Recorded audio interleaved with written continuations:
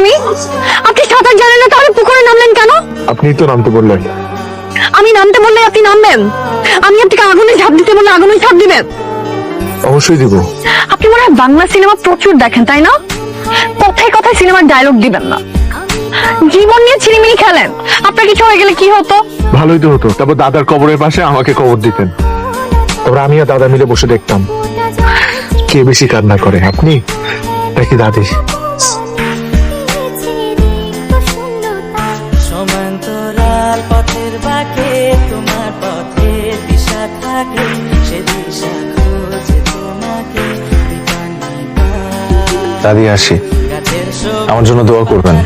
এসো ভাই, ভালো থাকবেন আপনি। একদিনে মনটা খারাপ করে দিয়ে গেলে, আবার এসো। ফি আমানিল্লাহ। শোন, ছেলেটাকে কিন্তু আমার খুব পছন্দ হয়েছে। আমার মন বলছে ওর মনটা তো দাদার মতো অনেক বিশাল সুন্দর। ও তোকে অনেক ভালোবাসবে রে, তোর দাদা যেমন আমাকে ভালোবাসতো সেই রকম। দেরি করিস না, বোকামিও করিস না, ওকে বিয়ে করে ফেল। যা যা, সাবধানে যাস।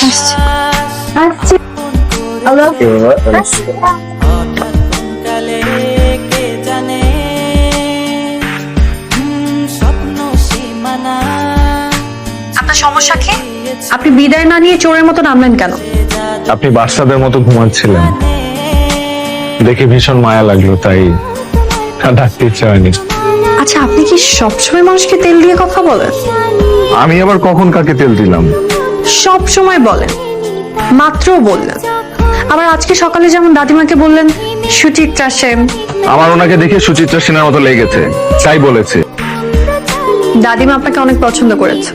আর আপনি তো এখনো বিয়ের মতামত জানাননি। আপনি যদি আমার দুইটা শর্ত মেনে নেন, তাহলে আমি ভেবে দেখতে পারি।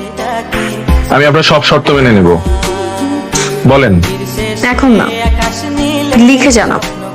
হ্যাঁ, তাহলে টেক্সট করেন। না, এখন না।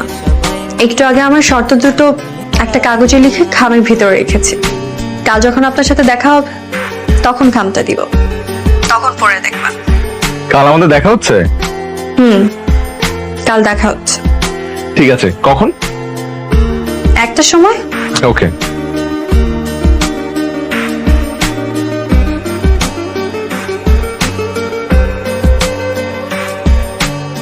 হ্যালো, আসসালামু আলাইকুম আন্টি। আমাদের সব শেষ হয়ে গেছে। কি হয়েছে আন্টি? হ্যাঁ, মেয়েটা মনে হয় বাঁচবে না। ঋতুর কি হয়েছে? মেয়েটা মনে হয় বাঁচবে না। কি বলছে না কেন? কি হয়েছে? বাইরে যে কথা বলুন, এখানে কথা বলা যাবে না।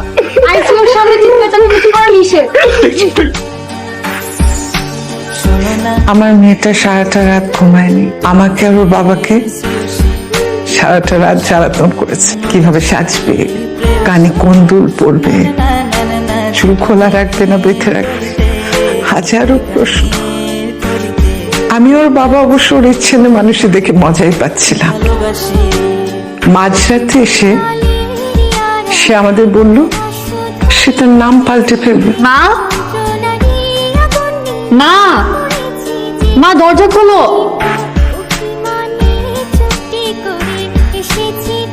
বাবা, মা, শোনো, একটু আগে আমি একটা ডিসিশন নিয়েছি।